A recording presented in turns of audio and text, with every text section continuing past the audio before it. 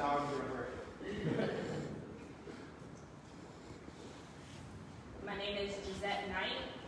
That's G as in George, I as in ice cream, Z as in zebra, E as in Edward, T as in Tony, T as in Tony, E as in Edward, Knight, K-N-I-G-H-T. I want to start off by saying greetings. Thank you all for coming out and supporting the Robinson family.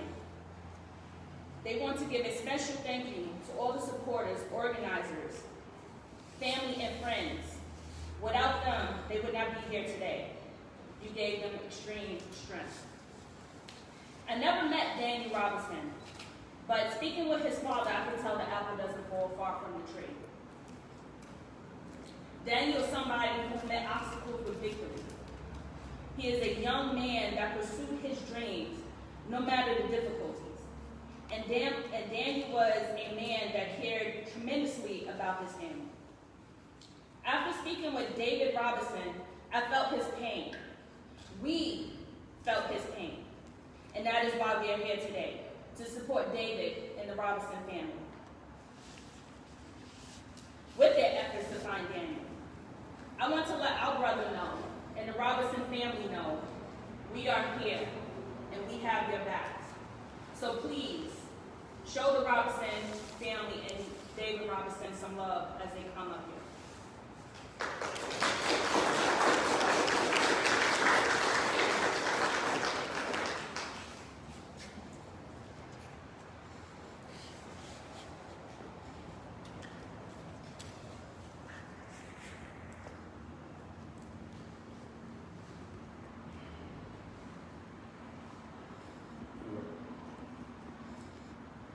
Before I get started, I want to take time out and recognize a few people that gave me strength that I need to further the efforts to find my son, Danny.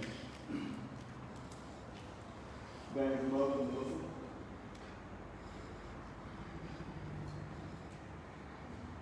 Who kept things together back at home in South Carolina so that I can focus on finding our son. My family, who encouraged me to continue this journey, giving me guidance that I needed along the way.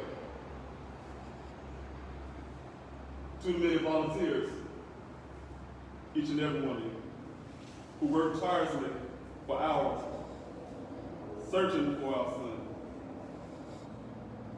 To Jeff McGrath, my private investigator who is truly invested in making sure no rocks went unsearched. I appreciate the numerous hours, the counseling, the dedication and professionalism that you showed to our family. And lastly, I'd like to thank the West Valley NAACP. I'd like to thank the Black Mothers Forum, and the new Black Panther Party, Phoenix Local Organizing Committee, Mr. Floyd Galloway, Ms. Gisette Knight, Mr. Paul Adams, Mr. Evan Short, Mrs. Shante McDowell, Mr. Lonnell Farmer, the local media, community members, and everyone that donated and shared posts about our son, I thank you. Thank you, thank you, thank you. Thank you from the bottom of our hearts. If I've got to mention anyone else who has given their time and energy to help us find Daniel, please talk to my head and not my heart. To the members of the media and fellow residents gathered here today, my name is David Robinson II, the father of my loving, sharp, funny, intelligent, confident geologist, Daniel Robinson, Daniel Cornelius Robinson. Since childhood, I knew Daniel would accomplish anything he put his mind to. He never let an obstacle get in his way. For example, Daniel was born with one hand, as many have found out, but he never allowed that to hinder him.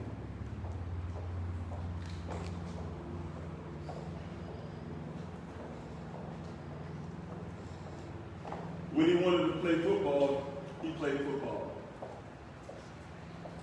When Daniel wanted to learn the French horn, he taught himself.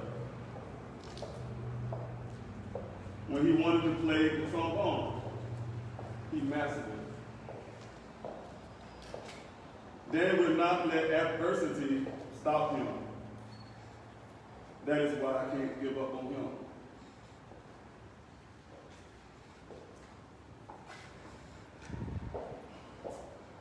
When you see something that is not right, not fair, not just, you have to speak. You have to say something. You have to do something. By Representative John Lewis. On the 23rd of June, I contacted the Buckeye Police Department, informing them our son, Geologist Daniel Robinson, has been missing for over 12 hours. Officer Cruz notified me that he would send a helicopter out to search for Daniel the following morning. On June 24th, however, 2 hours after our call ended, Officer Cruz informed me that the search was canceled because my son was an adult and non-suicidal.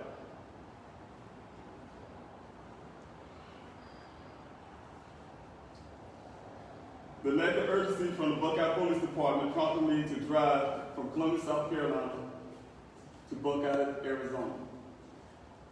Something didn't seem right to me, and the decision was not fair.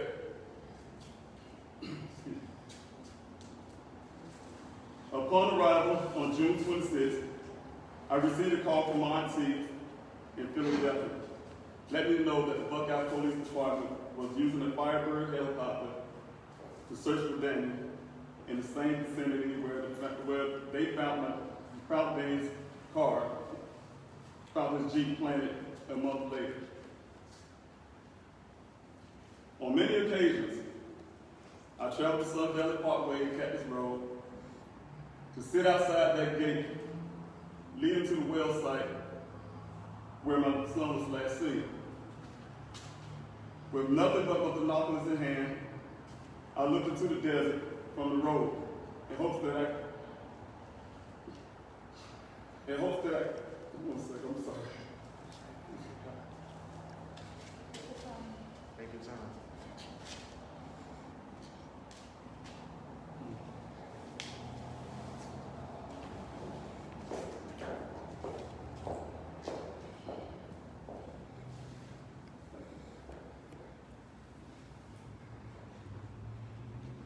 In hopes that I could look into the desert from the road, in hopes that I could see, that I could spot my son's vehicle from afar.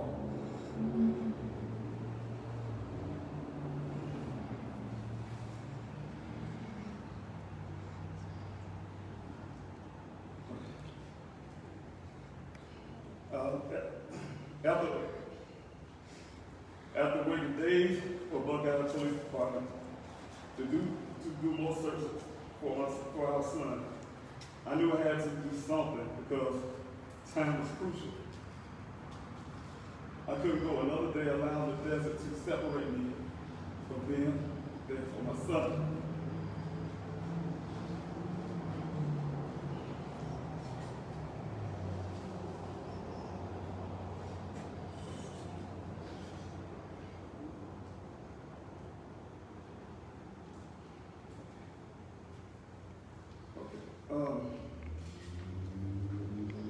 I could not let my son's life be hinged on a decision to act or not to act. So I acted. I worked hard day and night, sending out emails, making phone calls, contacting the media, whatever I had to do to get the help that our son deserved.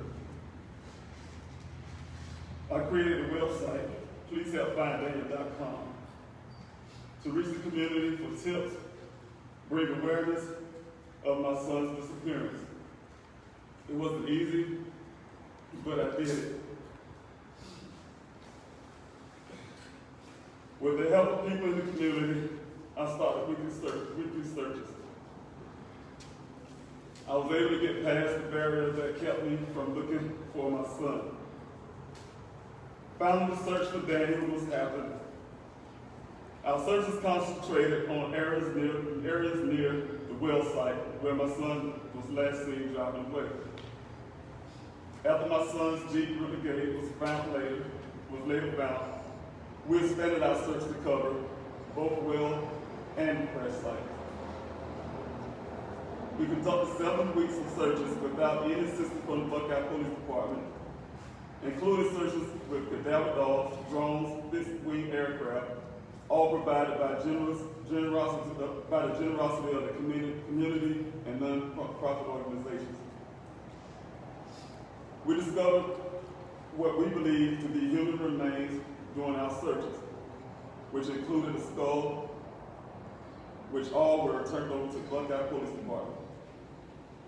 We also found a pile of clothes near the well site where my son was last seen. A pile of clothes including the undergarments, a pair of jeans, socks, and shirt which were documented and reported to the Buckeye Police Department. The Buckeye Police Department conducted 3 searches to find my son over 3 months. The first was on June 26, 2001. The second was on July 9, 2001, by the Civil Air Patrol. And the third was on July 19, 2021, the date that our son's vehicle was found. To date, I know of no new searches performed by the Buckeye Police Department. When I spoke to the detective's supervisor, asked about cell phone pings, the GPS Uconnect in my son's vehicle, the street cameras that may have picked up my son's vehicle, movements. I was told that each of these didn't return any results. The detective said they would get a warrant to get the ping locations from Sprint T-Mobile, and another warrant to get the details from bank statements.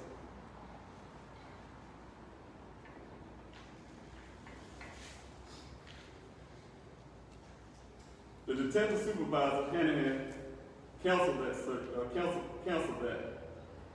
I was told that the judge would deny their request since there was no foul play. Detectives at the Buckeye Police Department called my daughter and me into the station to see if we had access to my son's bank account and call records. We had limited access and showed them what we could get from the screens of our cell phone. Then on speakerphone, I called USAA Bank for the detectives to see if I could get access to my son's bank account, since I was his bank account sponsor. At the time, we were not allowed but for minimum information. I want to be clear. I'm not here to bash the Buckeye Police Department, but I'm here to state the facts as I know it. On July 20th, 2021, I was notified of the discovery of my son's vehicle by Detective Bifford of the Buckeye Police Department around 9 o'clock that morning.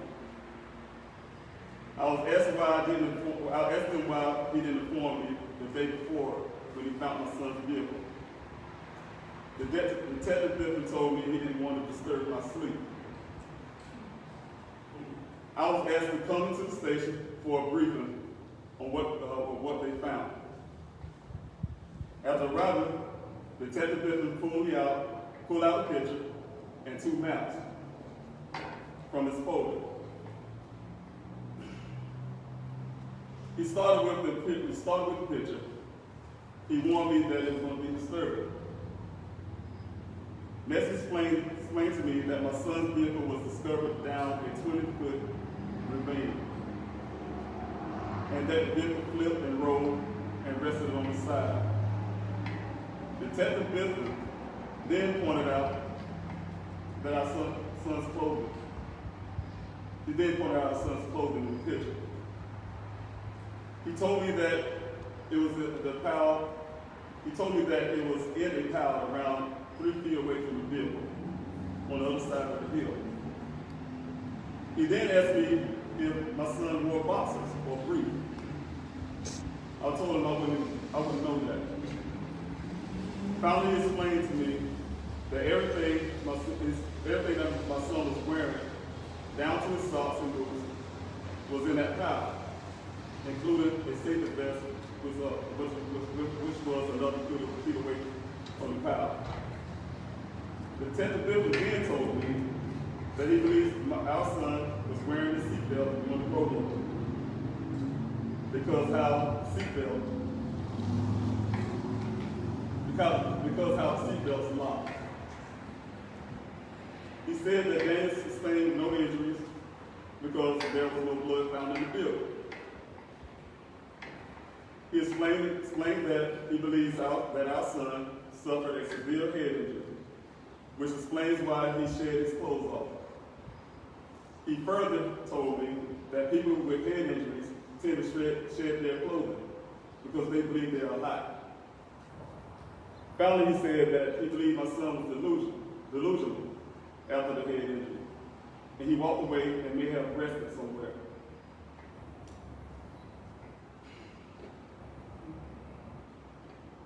After the brief, the detective wanted me to follow him to show me my son's vehicle.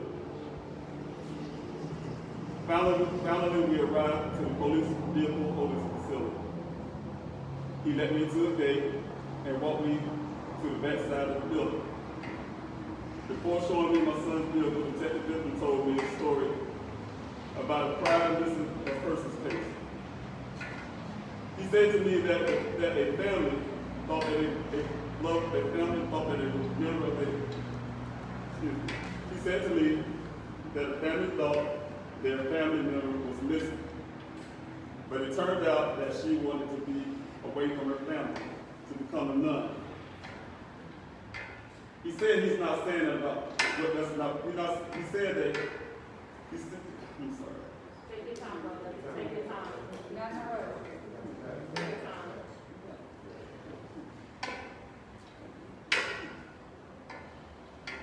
He said he's not saying my son did that, but maybe he wanted to be away from his family to join the monastery and become a monk. I was so shaken from the pictures I saw, it didn't dawn on me at the time what I was hearing. We proceeded to my son's vehicle, and at sight, I was stunned. I couldn't even move. The detective then told me to look inside my son's vehicle, but I didn't move. I was stunned. I couldn't move. He then walked closer to my son's Jeep, standing about 3 feet away. I followed him, and I stood by his side. He told me that I could look inside. I didn't, because I was still stunned. He lifted an airbag hanging out the driver's window, and he said, "You can peek inside," but I didn't move. He opened the back door so that I could see. I noticed an NYPD bag sitting on the back seat. I asked him what was it. He reached inside and dumped the contents on the back seat, out on the back seat of the car, or the vehicle. And then I had enough, and I asked to leave. Before I could, Detective Biffin told me that I had to have my son's Jeep towed away from their facility, or they would have it towed, and I would be charged a storing fee. I begged him to give me time that I needed to digest what I just seen. I also am not from Arizona. I needed to find a place to have my son's vehicle towed. Detective Bentley then decided to give me a few more days. Within those few days, I became angry about what happened, and I wanted to meet with Chief of Police. Chief all agreed to meet with me. I brought along to Missouri. And in that meeting, I was allowed to ask questions that I had. I was grateful that they gave me the space to do so. Still in disbelief and grief, I stumbled over questions that I prepared before the meeting. I asked what all was done. I asked all that was done in 12-hour search for my son. They told me they had drones, and helicopters.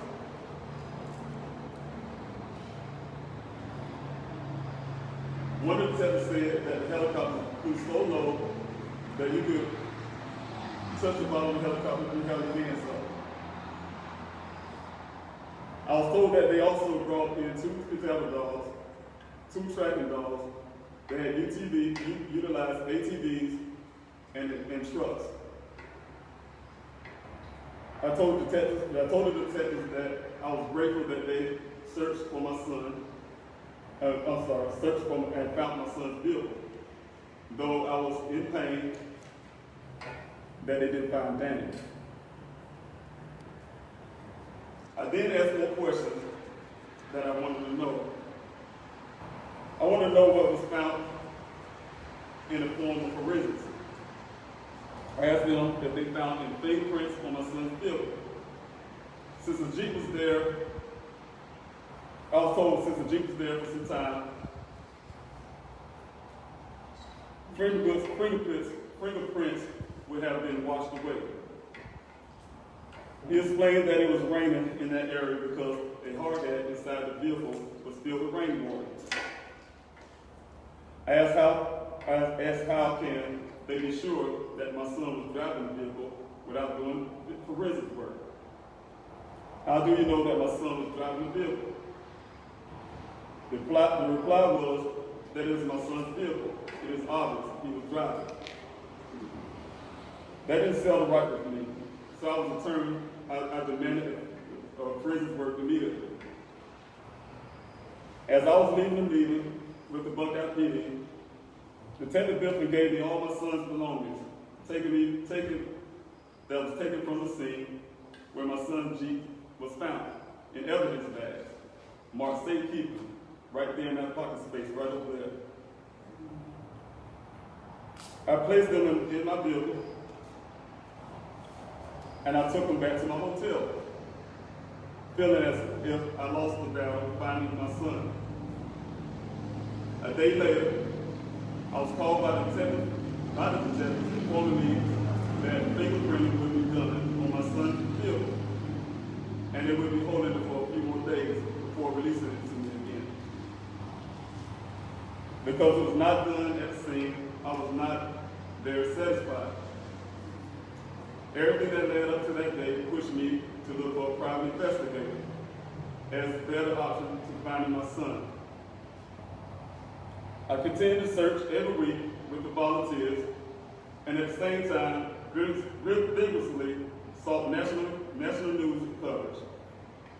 Getting national news attention would assure that the search for my son would cover more ground because more eyes would be looking at him and would be looking for him. The effort to get national attention took 3 months to happen.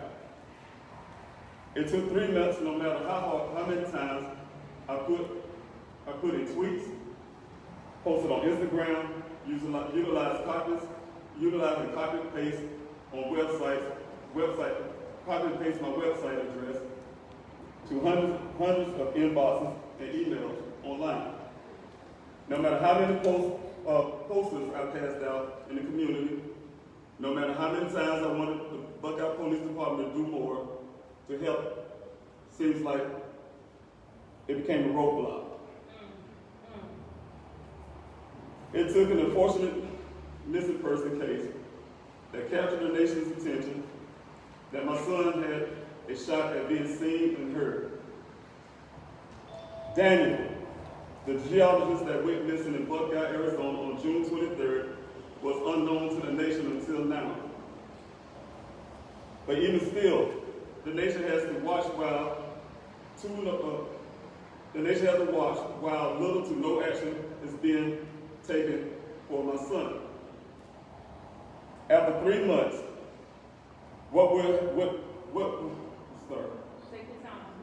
After 3 months, what would it take to call in the available resources to bring in the available resources to help bring Daniel home to the woman behind him, his mother, to his siblings standing right here, and to his friends back at home and here, and to me, and to the rest of my family. After 3 months, what would it take to get the same level of attention that some get just by being who they are? Speak on it. Well, let me tell you who my son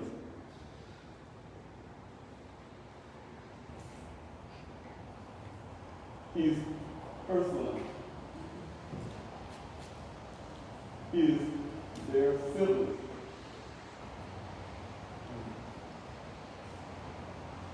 Geologist Daniel Robinson is a man. He is a scientist. He is an American citizen. Daniel is a taxpayer. He is a contributor to society. And he's a resident of Arizona. Daniel is a son, a brother, a cousin, a grandson, a best friend. Daniel deserves to be treated like a human. With dignity, with respect, with the urgency needed to bring him back home. I'm his father. She's his mother. And we want answers. We need action, and we want to find our son. No family should have to go through hurdles just to find answers and get closure to the pain of not knowing what happened to our loved one. Every case involving a missing person should be treated with the same care and urgency as the next. There's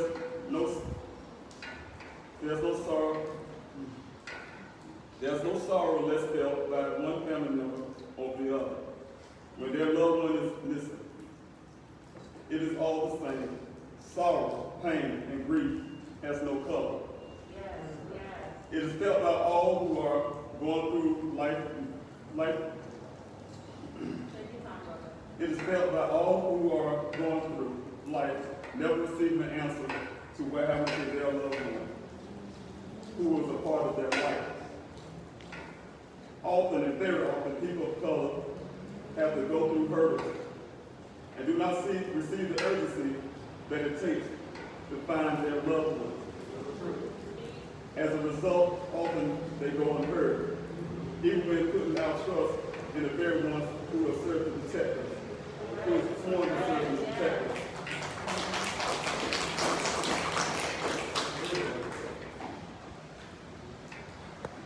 I put out a petition. My petition has over 54,000 signatures of people seeking justice for Daniel and all the victims and families whose voice is muffled by apathy. They signed the petition for the unheard and the unknown. People signed the petition to see change and how changing the law enforcement, how the law enforcement approaches a missing person's report. They want to see every case of a missing person treated with urgent care same level and vigor and sweat every time. I pray that no family has to endure what my family had to go through. I pray that no family has to endure what my family has to take just to be heard and to have our missing person taken seriously. But unfortunately, if the department lacks the resources and training needed to provide extra attention to a missing person, they must ask for help from outside sources.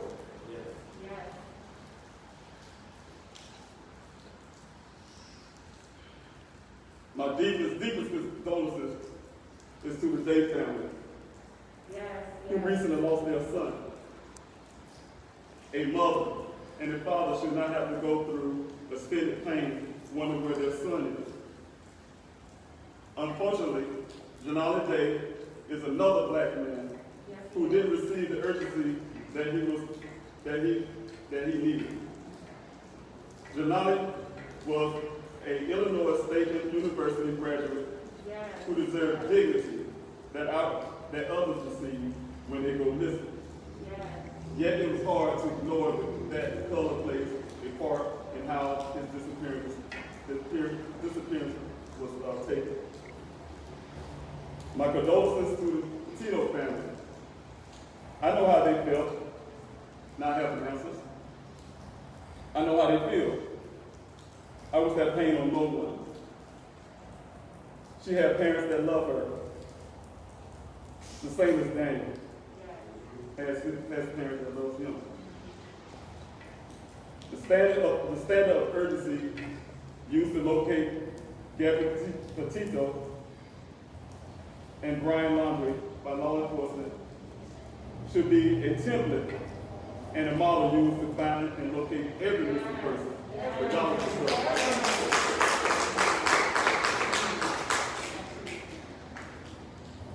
At this time, I just want to make mention to some people posted here behind me.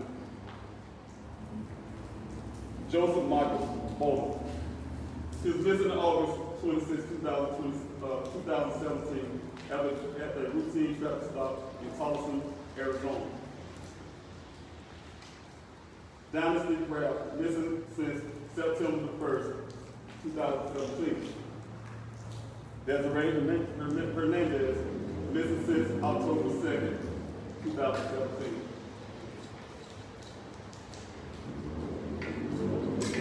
Timothy Derrick, missing since July 22nd, 2017. And my son David Williams Robinson, missing June 23rd, 2021.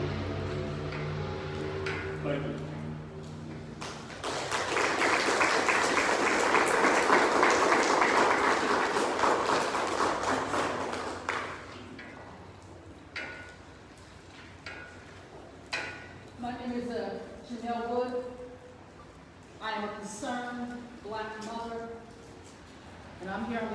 Black Mothers Forum, but I'm also here on behalf of the Robinson family. You have my deepest sympathy. My heart is in pain because I am a black mother just like you. And I have a son just like you. And I love him with all my heart, just like you. And so it hurts me to the core to see all of you in pain.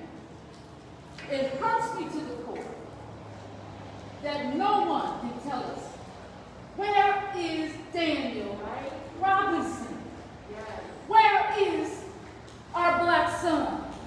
Where is our baby? We want answers.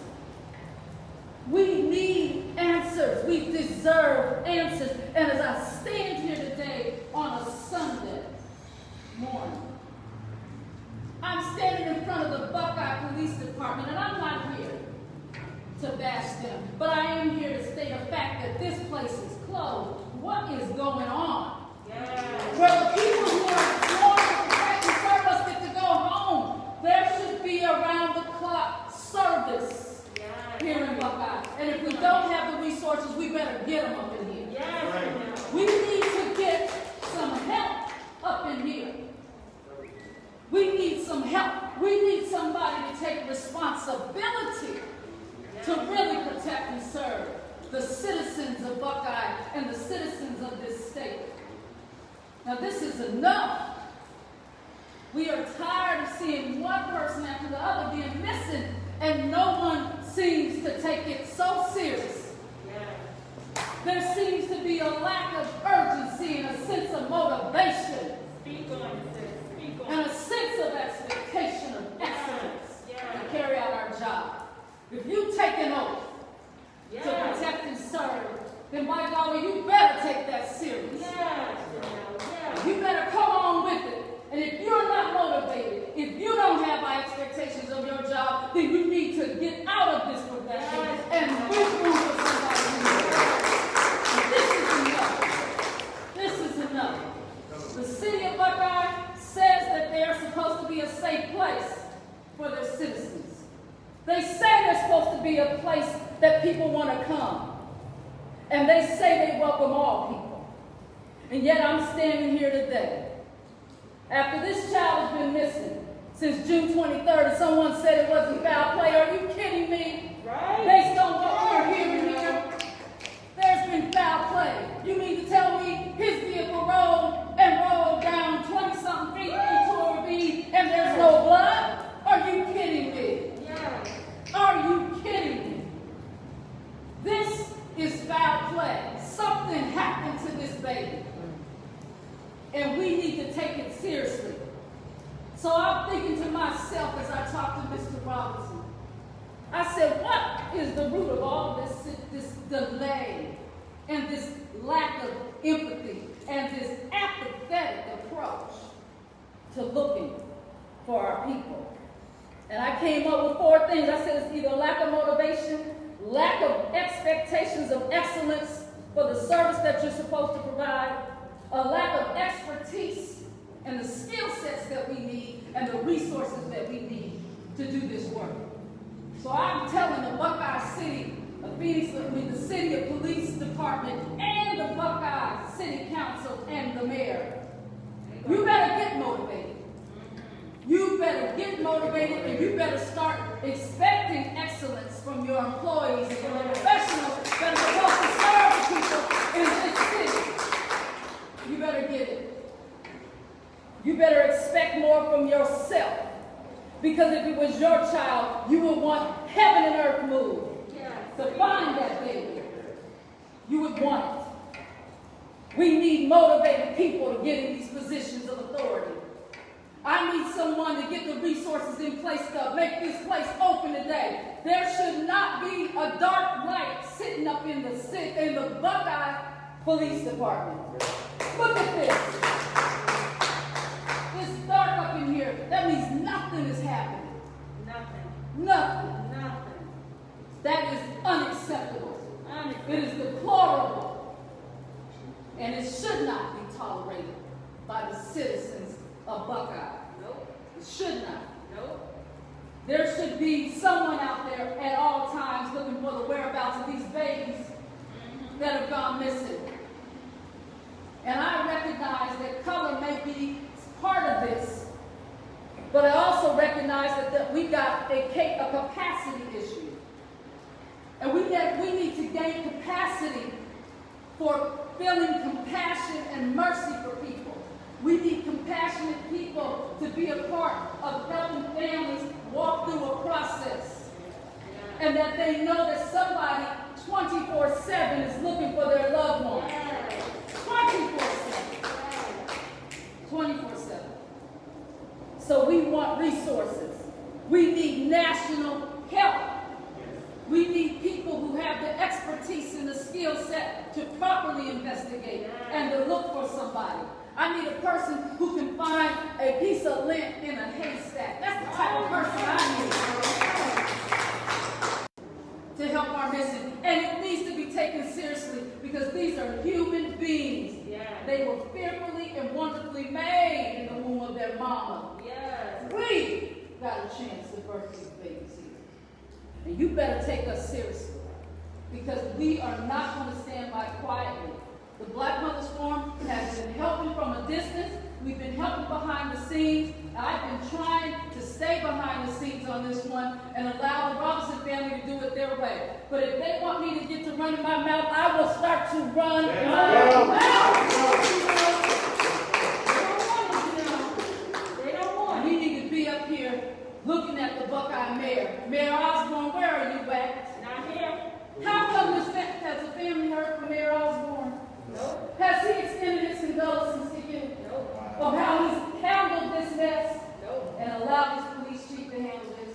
Where's the governor? Where's the governor? Where's the governor? I need to talk to Governor Ducey. You know I can talk to Governor. I will ask Governor Ducey what's going on.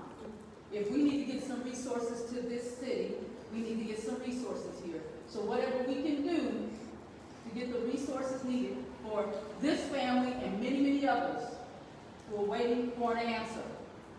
And it's not so much that it's taking you so long to find this, it's that you're not communicating. This is what Mr. Robinson said, no one is communicating with him. And then they just cast it off and said it's over, there's nothing more we can do about it. You got to be kidding me. You were trained, hopefully you were trained for this. If you're not, move out the way and get the right people in place.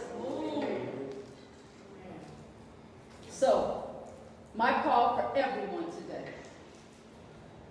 all across this city and across this nation, we have got to start taking human life seriously. For the past year and a half, we've had a pandemic that's taken loved ones out of here left and right. And we're not with them in the hospital, but at least we know where they were. So I want to know, where is Daniel Robinson? Let's go get the answers, and I'm calling out for everyone.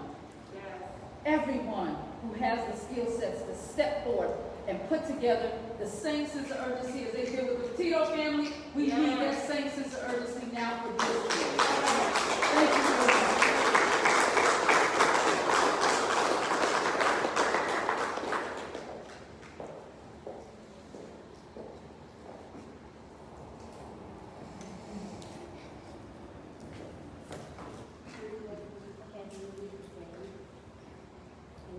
It has taken 2 months for me to get here. This was the most excruciating experience that I've ever had to go through pertaining to one of the children. I thank the community for helping me to get here. I was a wreck. And I thank God that his father was able to take the wheel and I knew I could.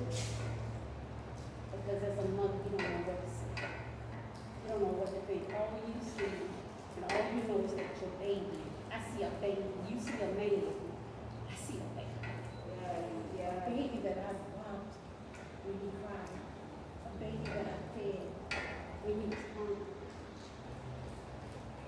That's all I remember. It's just this baby that came into my life and gave me much more meaning than I thought I would have. All of my children means the world to me. And yet, they would say, Mama, you're spoiling Daniel. You're spoiling Daniel. And I felt, as a mom, did I do anything wrong to cause my son to be born without a right hand? Because you literally beat yourself up about it. But now I am so proud he is who he is. Because now he loves himself. I love him for being himself. And Daniel is my greatest hero. Because he taught me that throughout everything in this world that he can do. He would tell me, Mama, no, don't hold my hand, Mama. Don't do this. Let me do it myself. And I had to pull back and let him do it. I never thought I'd be on this platform today, rehearsing in mind what you're going to say. And trust me, I won't take too much more of the time. Take as much time as you need. I didn't expect to come here this week. I just thought I was just going to be here at the press conference with his father and his brother. And now I felt compelled to say something about my son. The last time I was on this platform,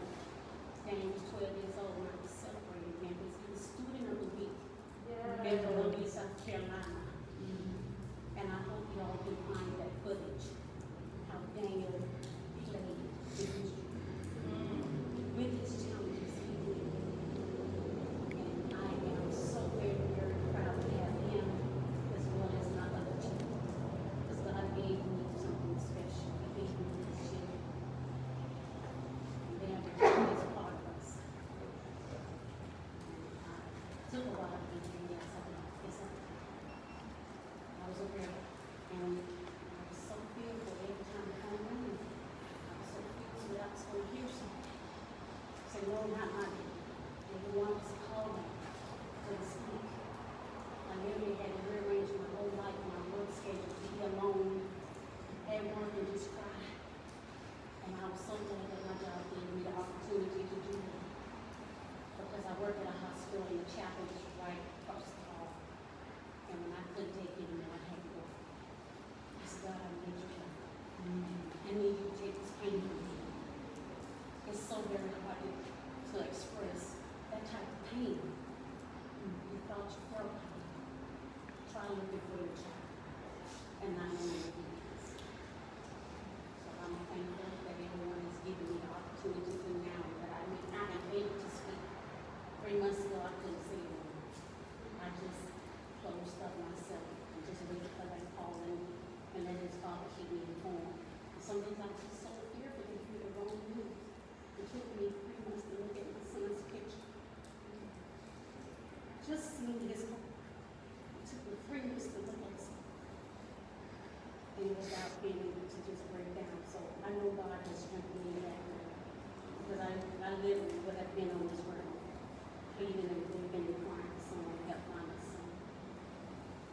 So that, with that being said, I just thank everyone for making arrangements for me to be here.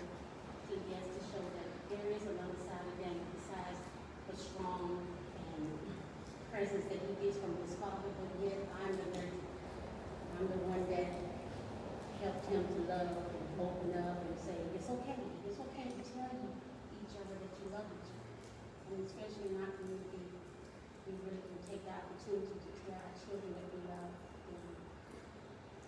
But when my children are born, I said, I'm going to start a new generation of telling your children that you love them. Yes. And he knew every day at his mom, his dad, his siblings met. Yes. I'm just so thankful because I believe coming home, feeling as if I feel my own, my baby. He's a man who do God's will. He's a man. And he would be me if I kept saying baby on national television. But thank you all once again.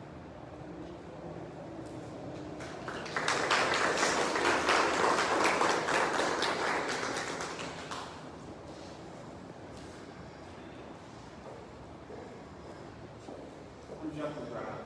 I am the investigator for the Robinson family and for me.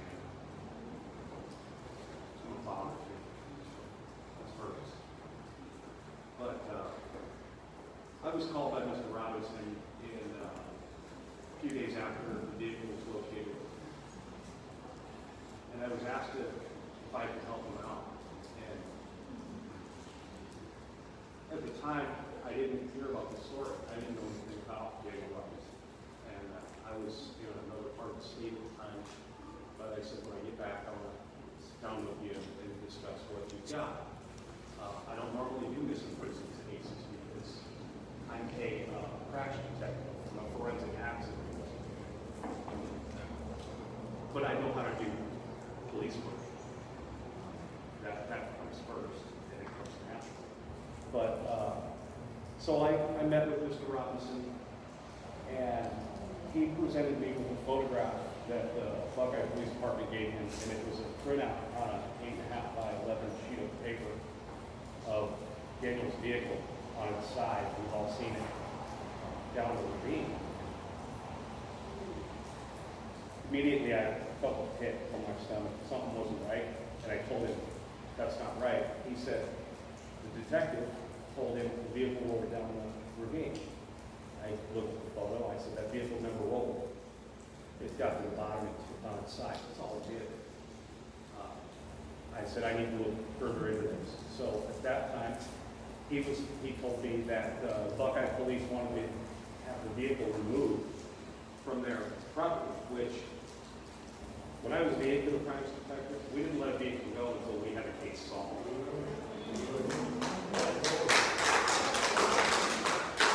So I made arrangements to have the vehicle removed so I could do my own investigation with the vehicle.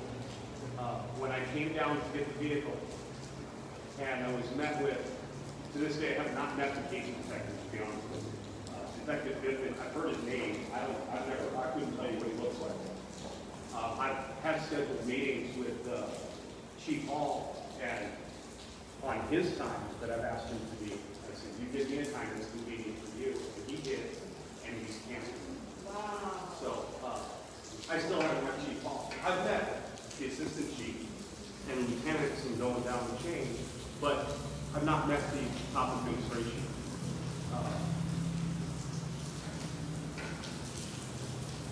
I went to get the vehicle and was met by two other detectives and they handed me the vehicle's airbag control module report, and they said, here you go, this is what I was supposed to give you.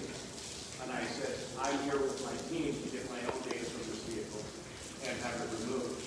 And he said, when he heard what I was going to get, they decided they were going to hold the vehicle and keep it as evidence. And they told me I could not leave this vehicle. Well, 30 minutes or so, they made me call Mr. Robinson to come all the way in to Buckeye from Phoenix so they could release the vehicle to me.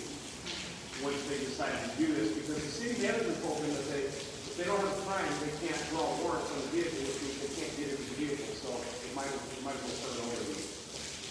So now I have the vehicle.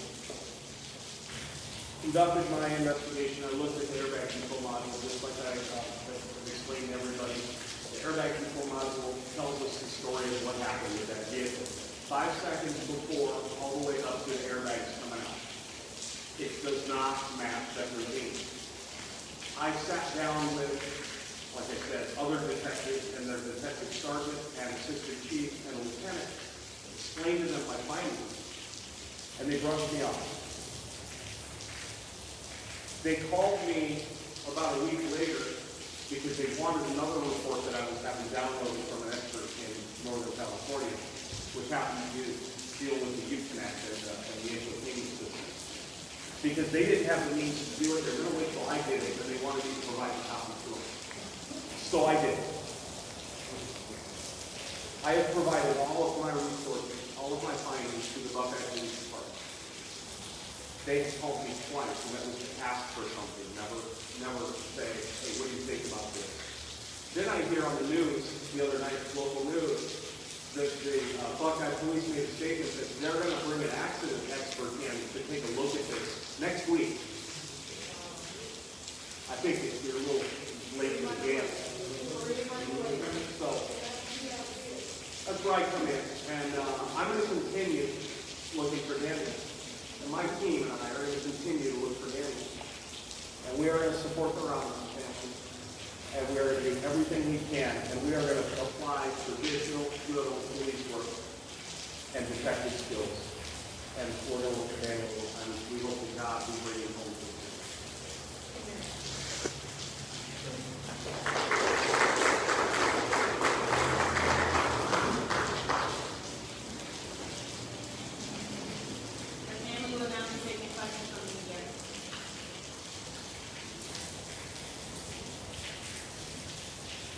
Buckeye Police recently released a report on this case, and they talked about Daniel's behavior before this. What do you make of, what the report says, and also, what do you know about this woman that was mentioned? I did not see that report. The report about how he was speaking strangely. You didn't see that, this one? That was recently. I heard rumors about that, but I haven't read the report. Okay. And do you know about this woman that supposedly he was in love with? No. Okay. How many collected hours did you spend searching the volunteer crews versus how many collected hours police spent searching? Well, I can say we did extensive searches several weeks, and I know of only 3 searches by the Buckeye Police Department. What's the biggest indicator to you that this was foul play? I never said it was foul play, but I have to prove that.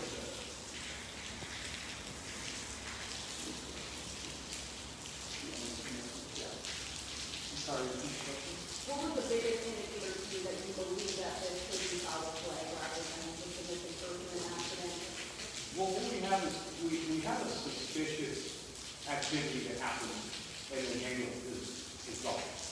So I can't rule out foul play, but I don't have any evidence to show that something happened to Daniel right there. I also don't have any evidence to show that Daniel was even in or near that vehicle at the time he was put in that ravine. So I can't rule out foul play. So I don't know how about that, but we're looking at every option. I have my team through our routine investigation. I have a homicide detective, very good, known about it. He's working this with me. He works with me.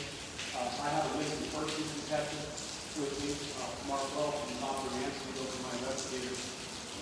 So we have other investigators too who are applying to this. So we're looking at every avenue. So we have not ruled out foul play. As a matter of fact, I found one of Daniel's socks 3 miles away from where the vehicle was recovered. So if Buckeye did the searches they searched, they should have found the sock as well. There should be a secondary crime scene. I have about 3 crimes to go. And you know for a fact it was just thought. Absolutely. Well, yeah, that was specific. Yeah. And when I located the sock, it was my homicide detective, Dr. Nancy, and myself. We located this at the bottom of a creosote bush off of Little Beaten Path, closer to the well site. And as we went to collect it to see if it matched his, at the time I had all of Daniel's clothing, and I still do in the back of my vehicle. In the state evidence package that Buckeye put in it, and it says state TV, it doesn't say evidence on it. So I hadn't cut the tape yet in case I had to turn it all back over because I didn't want to change the evidence. It's already, the case officer's already destroyed when they get it here. Yeah. So, but I was going to try to keep it as clean as I could. Well, when I found this sock, I cut the bag open to see what Daniel had in his possession at the time. And there were 2 mismatched socks, and I found he had matching socks 3 miles away. So yes, I know for a fact it was. What day did you start working on the case? I would say it was around July 23rd-ish. I don't have that.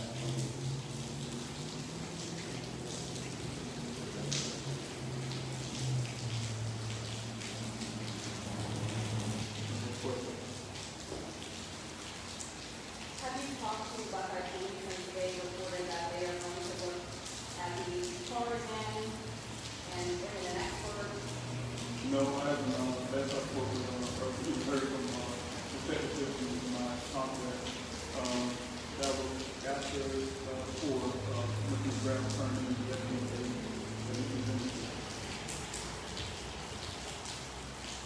What's your plan now? Are you going to stay in town as long as it takes?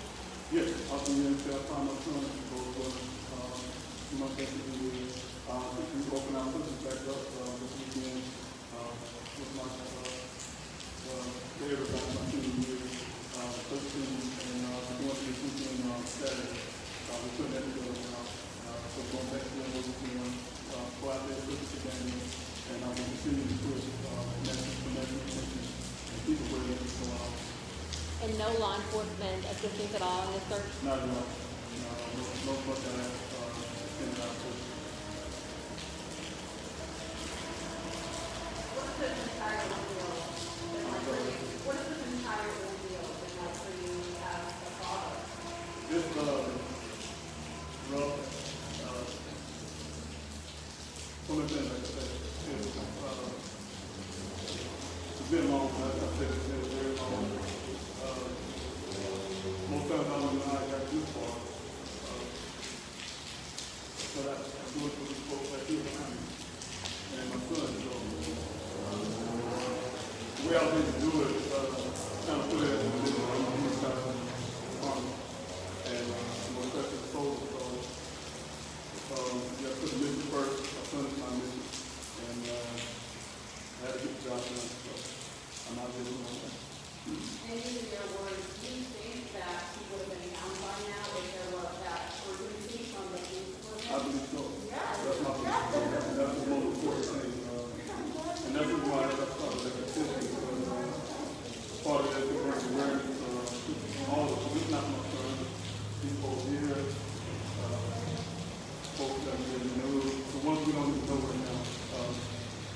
It's that urgency. I really truly in my heart believe that within that 24 to 48 hours, not showing the urgency at the time situation. You can look for something around 3 months late, or like you folks for years. So, yes, I believe that they would step up to play again. I want to be standing here now. That's it. Thank you. This concludes the press conference. Thank you, guys. Thank you.